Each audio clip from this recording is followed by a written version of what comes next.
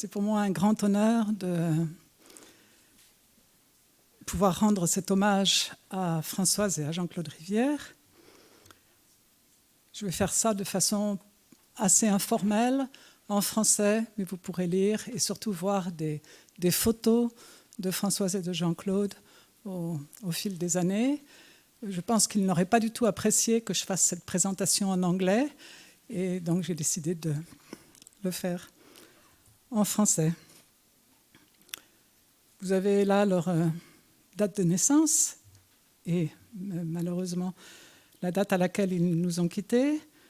Et je voudrais surtout dire quelle était leur passion partagée, leur fidélité à une œuvre et à une éthique sans faille. Voici une photo que vous connaissez peut-être. Elle a été diffusée dans plusieurs articles d'hommage. Tous deux ont consacré leur vie aux langues kanak. Et je les ai rencontrés au début des années 70 grâce à Alban Bensa, ici présent.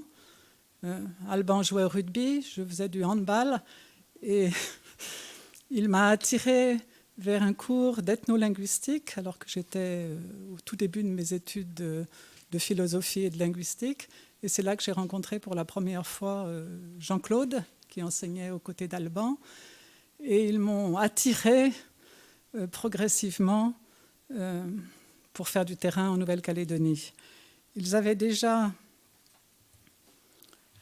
effectué un long séjour en Nouvelle-Calédonie entre 1965 et 1967 dans la région de Tuo avec leur fils aîné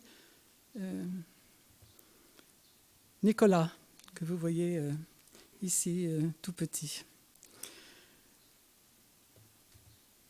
Ils avaient sur les gens et les choses le double regard, côté homme et côté femme, du chercheur, puisque lui et son épouse l'étaient tous deux. Et par ses contacts directs avec les autres femmes, Françoise facilitait leur intégration et élargissait leur champ commun d'investigation et de naissance. Ce petit texte a été écrit par Sossol dans l'un des hommages paru cette année dans le journal de la Société des océanistes.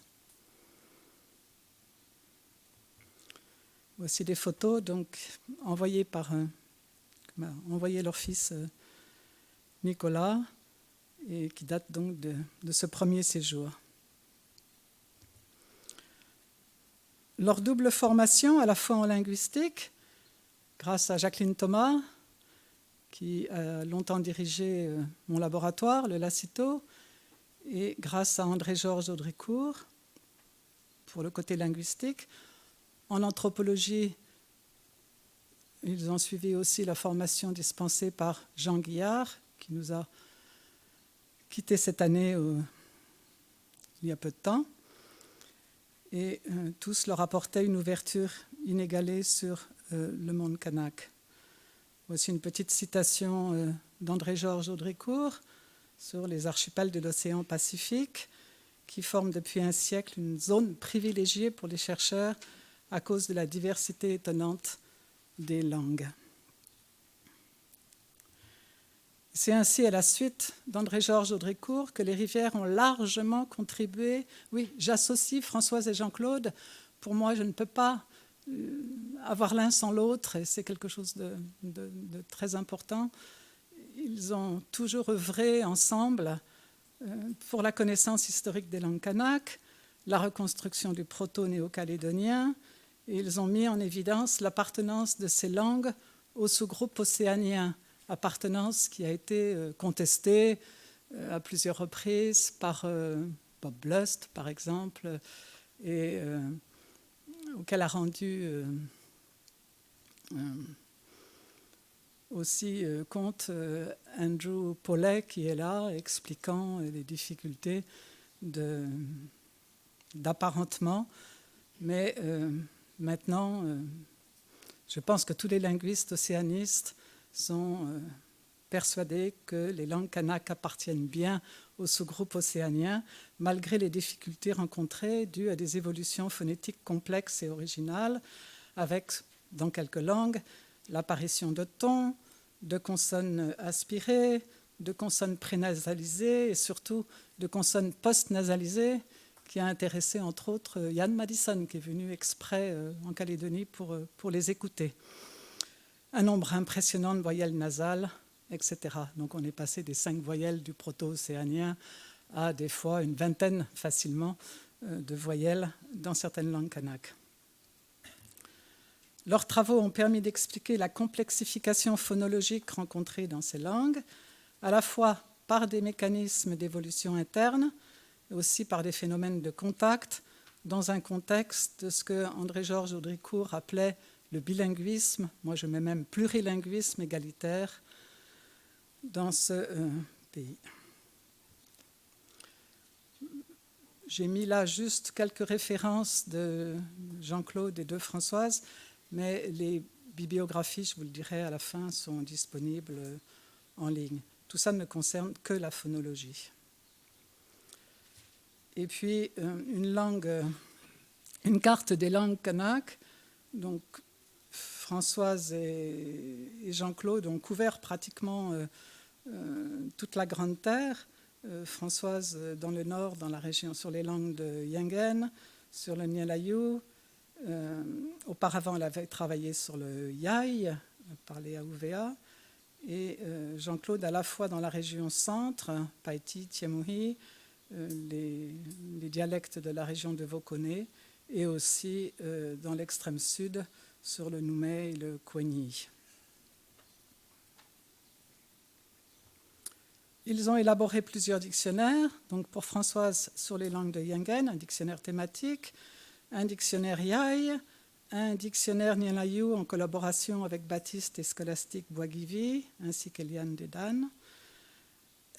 Françoise a contribué au dictionnaire Fagaouvea, West-Ouvéen de Jim Holliman, et elle a laissé 2 dictionnaires sur les langues Papuan et Puamai inachevés que Suzy, j'espère, aura le temps de compléter et d'augmenter. Les dictionnaires de Jean-Claude sur la langue Païti, sur le Tiemouhi, et un volume sur le Boiteau, auquel a largement contribué Sabine Erhardt ainsi que Raymond Diella. Tout comme pour Françoise, il existe un dictionnaire resté manuscrit sur le Noumé, en collaboration avec Clément Vandegou, et un dictionnaire inachevé sur les dialectes de la région de Vokone. Haike, Haveke, Moaike, Moaveke. Des grammaires, des études morphosyntaxiques aussi. Je ne vais pas énumérer tout cela, sauf peut-être évoquer ce que Jean-Claude a appelé la marque transitionnelle, qui, à mon avis, est tout à fait appropriée, plutôt que l'accompli habituellement utilisé, parce que la marque transitionnelle peut se situer aussi bien dans le passé que dans le futur, alors que l'accompli réfère essentiellement au passé. En ethnolinguistique, François s'est aussi beaucoup investi dans des thématiques novatrices, comme la terminologie de parenté dans les langues kanaks, et surtout l'expression linguistique de l'espace dans les langues océaniennes. Alban Bensa, je pense, parlera très en détail de tout l'aspect anthropologique à partir des traditions orales recueillies par Françoise et Jean-Claude. Cet après-midi. Cet après-midi ou ce matin? Cet après-midi. Quelques mots sur leur collaboration internationale avec d'autres linguistes océanistes comme Jim Holliman, je viens de l'évoquer, Darrell Tryon sur son dictionnaire comparatif des langues austronésiennes, John Lynch, j'ai mis une des références de cette collaboration, Ross Clark, beaucoup de contacts aussi avec Paul Geraghty à propos du diasystème fidjien, Sabine Erhardt avec le Boiteau. Je voudrais dire 2 mots moins linguistiques sur leurs engagements conjoints aux côtés du peuple kanak, donc dans le cadre de l'Association pour l'indépendance du peuple kanak à Paris, Puis ici, les premières publications grand public sur les langues kanak, à l'initiative de Jean-Pierre Détex, qui était alors chef du bureau psychopédagogique de la direction de l'enseignement catholique. Françoise s'est beaucoup investie dans les écoles populaires kanak pendant les événements, en organisant des stages de formation à l'écriture des langues kanak dans la région de Yingen et de Balade, et en élaborant avec les locuteurs des abécédaires et des recueils de contes pour enfants. Suite aux accords de Matignon et à la création de l'Agence de développement de la culture kanak, ils ont contribué à l'élaboration de CD-ROM à partir des textes de littérature orale recueillis dans différentes langues, qui sont accessibles en ligne sur le site Banglos du Lacito, aussi sur Cocoon. C'était accessible sur le site Corpus de la parole de la DGLF-LF, mais je crois qu'il est toujours en rénovation. Donc je ne sais pas si ça marche encore. Les accords de Matignon ont aussi permis la mise en œuvre d'un programme pluridisciplinaire, études des sociétés kanak, qui comportait entre autres un axe sur la linguistique et l'enseignement des langues vernaculaires, à côté d'autres programmes plus anthropologiques, si je me souviens bien. Une ouverture culturelle et une curiosité intellectuelle faisaient qu'ils étaient intéressés par tous les domaines de la culture kanak, les registres de langue, surtout pour Jean-Claude, l'identification et l'utilisation médicinale, alimentaire, symbolique ou décorative des plantes, l'artisanat, la toponymie et même les jeux de ficelle. On a retrouvé, après le décès de Jean-Claude, dans ses armoires, tout un ensemble de documents recueillis par Françoise à la fin des années 60 sur les jeux de ficelle kanak. Et il se trouve qu'à l'heure actuelle, une collègue, Agnès Henry, qui travaille sur des langues de Vanuatu, et une Slovène qui a un postdoc à Paris actuellement, Daria Honigman, ont tout un projet sur les jeux de ficelle à travers le monde. Et donc je leur ai remis ces documents précieux recueillis par Françoise, qui va leur servir pour faire un article sur ces jeux.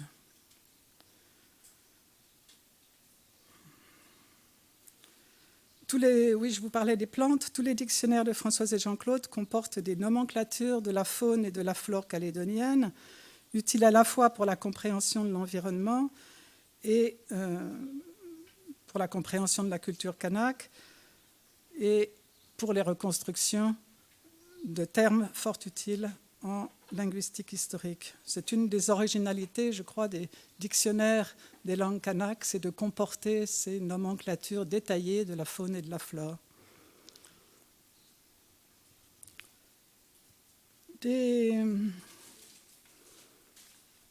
soirées parisiennes avec les kanaks de passage, les étudiants, les collègues d'ici et d'ailleurs, et c'est à l'occasion de l'une d'elles qu'ils ont été rebaptisés les Huanglais par Marie-Adèle Nechero-Jorendier. Huanglais, ça veut dire rivière en Ranantiu, et beaucoup de personnes les appellent comme ça depuis, les Huanglais. Lors de ces visites, un mot d'une de ces visites parisiennes, Jean-Claude, en écoutant parler le grand chef de Thio, Damas Toura, en voyage Société Le Nickel à Paris, a été très intrigué parce qu'il a immédiatement perçu comme une chute accentuelle en Ranantiu. Juste pour vous donner une idée de la bonne oreille de Jean-Claude, qui, quelques mois après, s'est rendu à Thio, et après de brèves semaines d'enquête, il a compris comment il était possible d'expliquer l'inversion tonale existante entre les langues kanak du centre et les langues de l'extrême sud. Le ton haut dans les langues du centre correspond au ton bas dans les langues de l'extrême sud. Et c'était vraiment un mystère. Et c'est tout à fait par hasard, à Paris, qu'il a eu l'idée de regarder qu'est-ce qui se passait dans les langues intermédiaires, dont le Ranantiu.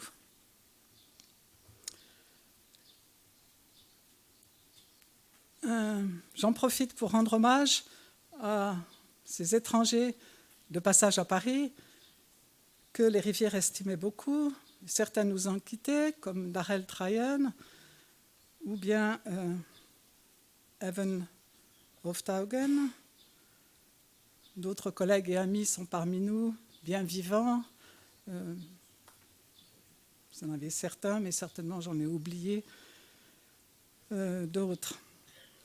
Voilà Jean-Claude à côté d'Emmanuel Tubau, autour d'un bounia. Et surtout, voilà cette photo, je voulais vous la montrer pour ceux qui ont bien connu Evan Hoftaugen, qu'on voit de dos à la table, en compagnie d'un archéologue qui réside maintenant à Nouméa, Daniel Frumigacci. Donc, quelques photos pour vous montrer qu'ils étaient toujours là pour accueillir les étrangers de passage. Ici avec Ingrid et Malcolm Ross. J'aime beaucoup cette photo. Françoise était déjà souffrante à l'époque avec Ingrid. Ici avec Midori Osumi, comme vous le savez, qui a travaillé sur le Tiemi. J'en parlerai dans ma communication. Là, je pense reconnaître, mais j'en suis pas absolument persuadée. Andy, is that you? Yeah, I think it's you. No? Who is it? I thought it was you.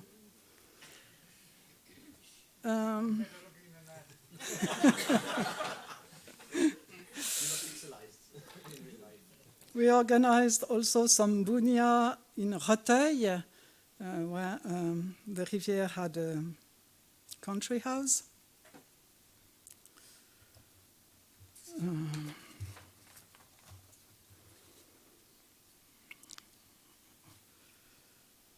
We had... no, I was speaking English. Nous avons aussi eu beaucoup de rencontres chaleureuses lors des conférences, souvent suivies de randonnées. Il fallait se remettre des innombrables répétitions nécessitées par des communications en anglais. Je pense que Françoise apprenait pratiquement par cœur ces communications, tellement elle avait de mal à s'exprimer en anglais. Et c'était pour eux deux un véritable calvaire de participer à ces conférences. Et il fallait donc compenser par quelques randonnées, excursions après. Donc ici, à Hawaï, vous voyez Jean-Claude et Françoise dévalant les pentes. En Australie, après une conférence à Canberra à laquelle Françoise était invitée, on est parti avec Darrell. Je pense qu'il y avait aussi Ingrid et Malcolm Ross. Et peut-être, je ne sais pas si Andy était là, on est parti à la découverte, à la chasse des kangourous dans un parc naturel. Françoise était passionnée par les plantes qu'elle rencontrait au cours de ces expéditions.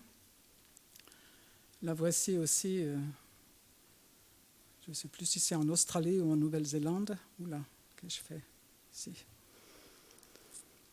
Voilà, je conclurai cet hommage exactement dans les mêmes termes que ceux que j'avais utilisés publiquement lors de la présentation de mon habilitation, il y a déjà une quinzaine d'années, en 2004. Françoise Jean-Claude, compagnon de lutte politique pour la reconnaissance du peuple kanak et compagnon de route dans ses recherches océaniennes, je crois que c'est avant tout pour vous et à cause de vous que je me retrouve coincée ici. Je disais ça il y a 15 ans, je pourrais le dire exactement de la même façon ce matin. Merci, Olé Oleti, pour m'avoir permis de connaître l'expérience de terrain en Kanaki et la recherche océanienne. La richesse de mon vécu en pays kanak, je le dois bien entendu aux Kanaks eux-mêmes, mais mon approche du terrain n'aurait pas été le même sans ce que m'ont apporté Françoise et Jean-Claude Rivière. Ils m'ont transmis leur passion pour ce pays, offert sans partage toutes leurs connaissances de terrain, leurs relations, leur savoir-faire. Sans eux, sans la volonté de ne pas les décevoir, je n'aurais souvent plus eu le courage d'affronter un terrain alors psychologiquement difficile à cause de tout ce que vous savez sur la politique de ce pays. Françoise, pendant mon habilitation, a croqué ce dessin. Je suis là devant mon jury et ce dessin, je le garde précieusement au-dessus de mon bureau. Voilà pour finir. Jean-Claude au travail. Françoise et Jean-Claude dans leur maison de campagne. Et